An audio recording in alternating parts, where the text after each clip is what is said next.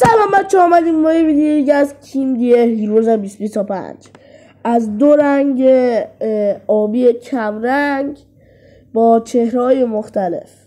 خب بریم اولی رو باز کنیم ببینیم داخلش چیه. خب بازش کنیم. باز شدش. تیم چلسی استند و اینا رو میذاریم کنار. باز میکنیم دره انزو فرناندز چرتا پرت، استند فیگور، دوتا برچسب، یه کارت پرایم آنخل دیماریا. خب فعلا اینا در اومد، کارت خوبی در اومد به نظرم. بریم ببینیم بعدی چیه. بازش کنیم. خب بازش کنیم.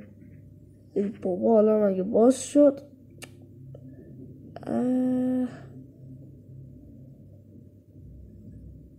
3 ساعت طول کشید باز شد.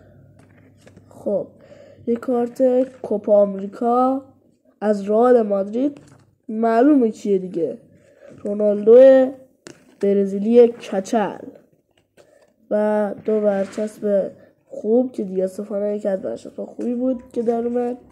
یعنی چرتا پرت دیگه، برچسب فیگور و کارت فوروارد